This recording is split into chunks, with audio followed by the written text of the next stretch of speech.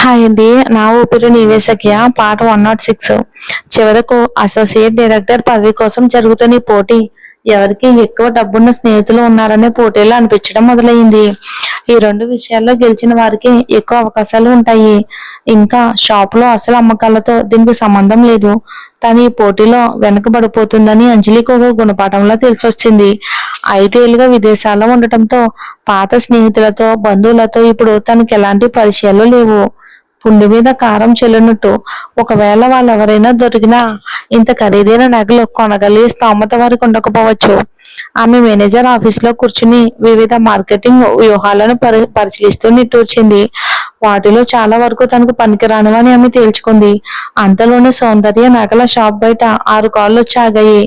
మరియు రకరకాల దుస్తులు ధరించిన స్త్రీ పురుషులు తలుపులు తీసుకుని లోపలికి నడిచారు. తమలో తాము మాట్లాడుకుంటున్న సేల్స్ అసిస్టెంట్లు వెంటనే విడిపోయి వినియోగదారులకు స్వాగతం పలకడానికి వెళ్లారు. వారిని అత్యంత ఆశ్చర్యపరిచిన విషయం ఏంటంటే ఈ వినియోగదారులు అత్యంత ఖరీదైన వస్తు సముదాయాల నుండి నగలను ఎంచుకున్నారు. 10 నిమిషాలు కూడా గడవక ముందే ఆ వినియోగదారులో ఇద్దరు లక్షల విలువైన నగలన్నీ కొనుక్కొని వెళ్ళిపోయారు. మరియు అరగంటలో ఆ షాప్ అమ్మకాల అమాంతం 80 లక్షలకు పెరిగిపోయాయి. అంజలి గారు, గుడ్ న్యూస్. కాసేపటి క్రితం కొంతమంది వినియోగదారులు షాప్ కి వచ్చి మన ముఖ్యమైన వస్తు సముదాయంలోని వస్తువులపై ఆసక్తి చూపించారు. మన అమ్మకాలు ఇప్పుడే 80 లక్షలు దాటాయి. మనం వెంటనే ప్రధాన ఆఫీస్ నుండి మరికొంత సరుకు తెప్పించుకోవాలి. ఏంటి? అసలు అంజలి ఎంత ఆశ్చర్యపోయింది అంటే ఒక్కసారిగా లేచి నిలబడింది. నమ్మలేకపోతున్నాను. నా అదృష్టం నిజంగా ఎంత బాగుందా? ఆ మధ్యాహ్నం అమ్మకాలలో వచ్చిన ఆకస్మిక పెరుగుదల దృష్ట్యా ఆమె మేనేజర్ కలిసి 2 వేరువేరు వ్యూహాలను రూపొందించారు. షాప్ లో ఇంకా బహుమతి వస్తువులు నిల్వ ఉన్నందువలన వారు బహుమతి కార్యక్రమాన్ని ప్రోత్సహించడానికి తలుపు బయట ఒక బోర్డు పెట్టారు. వారు రూపొందించిన రెండవ ప్రణాళిక అంజలి తన సొంత జేబులో నుంచి 30,000 రూపాయలు చెల్లించి ప్రధాన షాపింగ్ మాల్స్ లో 1 నెల పాటు ప్రకటనలు ఇవ్వటం. సాయంత్రం 4 గంటలకు అంజలి బన్నీని స్కూల్ నుండి తీసుకురావడానికి పని నుండి బయలుదేరింది. కారు దిగిన వెంటనే ఆమె అప్రయత్నంగా కిండర్ గార్డెన్ పక్కన ఉన్న పార్కింగ్ స్థలం వైపుకు తన చూపు సారించింది. పక్కనే ఆగి ఉన్న సుపరిచితమైన రోల్స్ రాయ్స్ కారును ఆమె వెంటనే గమనించింది. మరియు ఆ వాహనం లాగే దాని లైసెన్స్ ప్లేట్ కూడా చాలా ప్రత్యేకంగా ఉంది. ఈ కారును సొంతం చేసుకోగలిగిన ఏకైక వ్యక్తి ఆర్య. అతను మళ్ళీ బన్నీని స్కూల్ నుండి తీసుకురావడానికి వచ్చాడని తెలిసి ఆమెకు చాలా విసుగొచ్చింది. అసలు అతను ఏమి నిరూపించుకోవడానికి ప్రయత్నిస్తున్నాడా అని ఆమె ఆశ్చర్యపడడం మొదలుపెట్టింది. ఆమె ఇంకా అసంతృప్తితో రగిలిపోతూ ఉండగానే బన్నీ ఆర్య చేయి పట్టుకుని తన వైపుకు గెంతుకుంటూ పాఠశాల గేట్ల నుండి బయటికి రావటం చూసింది. అమ్మా, అమ్మా అంటూ అతను ఆమె దగ్గరికి గెంతుకుంటూ వచ్చాడు. అంజలి చిరునవ్వుతో అతన్ని పట్టుకోవడానికి చేతులు చాచింది. అమ్మా, ఆర్య గారి రాత్రి మనకు రాత్రి భోజనం కొనిస్తానని చెప్పారు అని బన్నీ ఆనందంగా చెప్పాడు. అది విన్న ఆమె ఆర్య వైపుకి చూసి ఆ ప్రతిపాదనకు తిరస్కరిస్తూ చెయ్యి ఊపింది. వద్దు, దాని అవసరం లేదు. నా చెయ్యి ఇప్పుడు బాగానే ఉంది కాబట్టి నేను భోజనం వండగలను. మీకు ముఖ్యమైన పనులు ఉంటే మీరు వెళ్ళండి. ఆర్య గారు, నాకేం పనిలేవు, మీ ఇంటికే భోజనానికి వెళ్దామని ఆర్య అన్నాడు. ఆమె ముఖంలో అలసటను చూసి అతను సానుభూతితో మీరు అలసిపోతే మనం బయట భోజనం చేయడానికి వెళ్ళొచ్చని అన్నాడు. నేనేం అలసిపోలేదు, పైగా నా భోజనం నేను వండుకోవడానికి ఇష్టపడతాను అని అంజలి బదులిచ్చింది. ఈ మనిషి ఖరీదైన ఆహారంతో బన్నీని పాడు చేయటం మనకి ఇష్టం లేదు. అలాగైతే మనం కలిసి సరుకులు తీసుకురావడానికి వెళ్దాం. ఆ మాటతో అతను బన్నీని తన చేతుల్లోకి ఎత్తుకుని తన కారు వైపుకి నడిచాడు. అంజలి వారితో వెళ్ళబోతూ ఉండగా ఒక తల్లి ఆమె దగ్గరికి పరిగెత్తుకొచ్చి అసూయతో అంది. మీరు చాలా అదృష్టవంతులు అంజలి గారు. మీకు ఇంత ధనవంతుడు అందగాడైన భర్త ఉన్నారు. అయినా మీకు పిల్లల విషయంలో సహాయం చేస్తున్నారు. అయినా నా భర్త లాంటివాడు కాదు, మంచివాడు. ఆయన్ని నేను ఇంట్లో చివరిసారిగా ఎప్పుడు చూశానో నాకు గుర్తుకు లేదు. అంజలి బలవంతంగా నవ్వింది. ఆ మాటలకు ఆమె నోటమాట రాలేదు. ఆ తల్లి ఇంకా ఇలా అంది. మీ వారు లాంటి అందగాడిని నేను ఎప్పుడు చూడలేదు. సినిమా హీరోల కన్నా చాలా బాగున్నారు. కానీ జాగ్రత్తగా ఉండాలి సుమా. అలాంటి అందమైన అబ్బాయిల మీద ఒక కన్నేసి ఉంచాలి. ఎందుకంటే ఎవరో ఒక ఆడది నీడలో దాక్కుని అతనిపై పడడానికి కాచుకొని ఉందో ఎవరికేం తెలుసు. అంజలి ముఖంలో చిరునవ్వు బిగుసుకుపోయింది. కానీ ఆమె తలోపి మర్యాదగా అలాగేనండి, నేను గుర్తించుకుంటాను అంది. ఆమె కారులోకి ఎక్కేసరికి బన్నీ అప్పటికే తన కారు సీట్లో ఉన్నాడు. ఇప్పుడు ఆమె కాస్త ఆలోచనలో ఉంది. తను ఆర్య ఇలా కొనసాగడం మంచిదో కాదో ఆమెకు అర్థం కావట్లేదు. ఆ సాయంత్రం ఆమె భోజనానికి కొన్ని వంటకాలు చేసింది. ఆర్య బన్నీ ఇద్దరు తమ పల్లెలను పూర్తిగా ఖాళీ చేశారు. తను పాడు చేశానని అనుకున్న మేక కాల పులుసును కూడా వాళ్ళు చాలా ఇష్టంగా తిన్నారు. బన్నీకి భోజనం తర్వాత కార్లీలో నాట స్థలానికి వెళ్ళటం ఇష్టం. అంజలి పరధ్యానంలో ఉండగా ఆర్య అతన్ని అక్కడి నుండి తీసుకువెళ్లాలని నిర్ణయించుకున్నాడు. అంజలి గిన్నెలు సర్ది ఇల్లు శుభ్రం చేసేసరికి రాత్రి 8:30 అయ్యింది. ఆమె ఒక గ్లాస్ నీళ్లు తీసుకుని బాల్కనీలోకి వెళ్ళింది.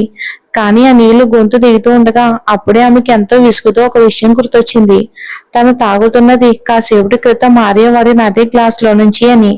అంజలి ఎప్పటి నుంచో డిస్పోజల్ కప్పులు కొనాలని అనుకుంటూనే ఉంది. కానీ ఎప్పుడూ మర్చిపోయేది. ఈ రోజు వరకు తను ఆర్య తాగిన గ్లాస్ లోని ఎన్నిసార్లు నీళ్లు తాగిందో ఆమెకే తెలియదు. ఆమె ఆలోచన నుండి తేరుకోక ముందే అకస్మాత్తుగా తన ఫోన్ మోగింది. ఆమె దాన్ని అందుకుని కాలర్ ఐడి వైపుకి ఒకసారి చూసి కాల్ కనెక్ట్ చేసింది. హలో చైత్ర గారు, అంజలి గారు, ఒక గుడ్ న్యూస్ చెప్పడానికి ఫోన్ చేశాను. ఈ రోజు మన అమ్మకాలు ₹1,50,00,000కి చేరాయి. వినియోగదారులు గుంపులు గుంపులుగా రాకపోయినా వచ్చిన ప్రతి ఒక్కరూ ₹10,00,000 విలువైన నగల కంటే ఎక్కువగా కొన్నారు. నేను ఇక్కడ పనిచేయటం మొదలు పెట్టినప్పుడు ఇంత గొప్ప వ్యాపారం ఎప్పుడూ చూడలేదు. ఈ మాట వినగానే అంజలి అందమైన కళ్ళల్లో ఆశ్చర్యం నిండిపోయింది. ఈ వినియోగదారులు అసలు తన షాప్ కి ఎలా వచ్చారా అని ఆమె ఆశ్చర్యపోయింది.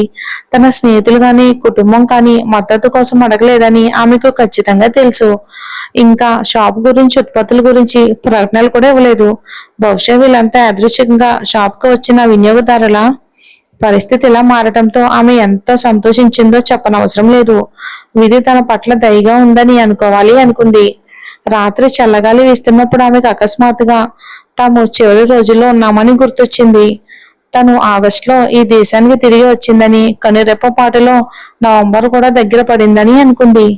గత కొన్ని నెలల్లో చాలా విషయాలు జరిగాయి. అందులో ముఖ్యమైనది ఆర్య తన జీవితంలో ఎలా కలిసిపోయాడు అనేదే.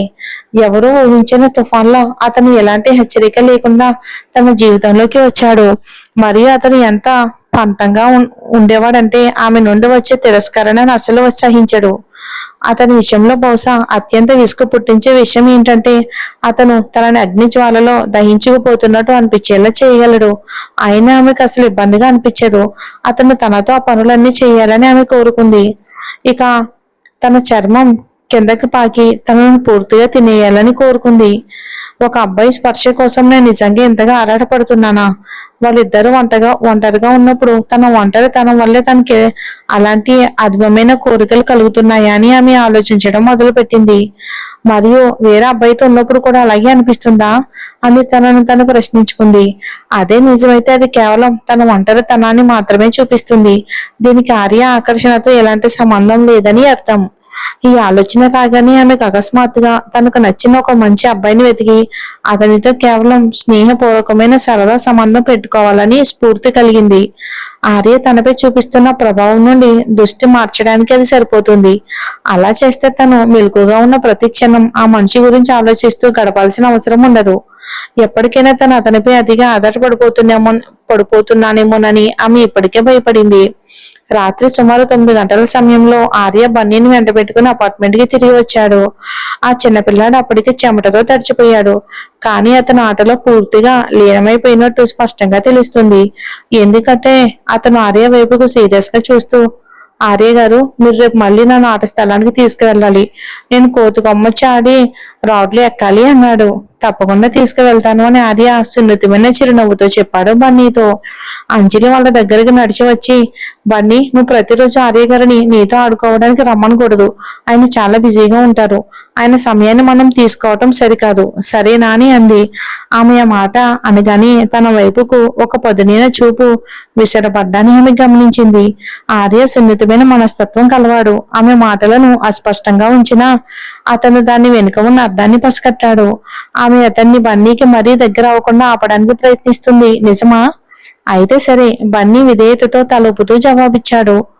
అంజలి అతని చేపట్టుకుని, రా, స్నానం చేపిస్తాను, ముందు నీ పైజామాలు తీసుకొని అంది. ఆ చిన్నపిల్లాడు చెప్పినట్టు చేయడానికి తన గదిలోకి వెళ్ళాడు. ప్రస్తుతం అంజలి వెనక్కి తిరిగి చూసేసరికి ఆర్య తను ముందుగా పోసి ఉంచిన గ్లాసులో నీళ్ళని దాహంగా తాగుతున్నాడు. ఆమె ముఖం ఎర్రబడింది.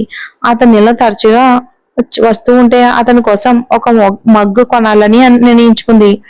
ఆర్య గారు, చాలా లేట్ అయింది, మీరు ఇంటికి వెళ్ళాలి. ఆమె మర్యాదగానే అంది, కానీ ఖచ్చితంగా గుర్తుకు చేసింది. నన్ను ఎప్పుడు ఆర్య గారు అని ఎందుకు పిలుస్తావు? మనం ఒంటరిగా ఉన్నప్పుడు నా పేరుతో పిలవచ్చు కదా. అతను అసంతృప్తిగా అన్నాడు. ఆమె తనతో లాంఛనాలు పాటించడం అతనికి అస్సలు నచ్చలేదు. ఆమె కళ్ళల్లో ఉక్కులాంటి కఠినత్వం కనిపించింది. ఆమె పట్టుదలతో, నేను పిలవను, నా దృష్టిలో మీరు నాపై అధికారి, నేను మిమ్మల్ని చూసే ఏకైక మార్గం ఇదే అంది. ఆర్యకి కొన్నిసార్లు ఆమె చాలా విసుగు పుట్టించేదిగా అనిపించేది. అతను ఆమెను వదిలించలేడు, వాదించలేడు. మరియు ఆమె ఇంకా పరోక్ష దూకుడుగా ప్రవర్తిస్తుందనే భయంతో కఠినమైన మాటలు కూడా అనలేడు. అయితే ఎందుకో తెలియదు కానీ ఆమె తనపై విరుచుకు పడుతున్నప్పుడు లేదా మొండిగా ఉన్నప్పుడు కూడా అతను ఆమె పట్ల అసాధారణమైన ఓర్పుతో ఉండేవాడు. అలా అయితే నేను ఇప్పుడు వెళ్తున్నాను, ఏదైనా అవసరమైతే నాకు ఫోన్ చేయని అన్నాడు. అతను ఆమె దగ్గరకు నడుచుకుంటూ వస్తూ ఉండగా ఆమె గుండె బిగుసుకుపోయింది. కానీ అదృష్టవశాత్తు అతను ఆమెకేమీ చేయకుండా కేవలం తలుపు తెరిచి వెళ్ళిపోయాడు. అతని వెనుక తలుపు మూసుకున్నప్పుడు ఆమె ఊపిరి పీల్చుకుంది. ఆమె బన్నీకి స్నానం చేయించి పడుకునే ముందు ఒక కథ చెప్పి నిద్రపుచ్చింది. చివరికి అతను ఆమె చేతుల్లో హాయిగా నిద్రలోకి జారుకున్నాడు బన్నీ. తన కొడుకు నిద్రపోయిన ఇలాంటి క్షణాల్లో మాత్రమే ఆమె అతని చిన్న ముఖాన్ని చూస్తూ కాసేపు తన మనసుని స్వేచ్ఛగా వివరించి చేయనివ్వగలదు. కానీ బన్నీ చూసినప్పుడల్లా ఆర్యనే గుర్తుకు వస్తున్నాడు మన అంజలికి. మరి చూద్దాం.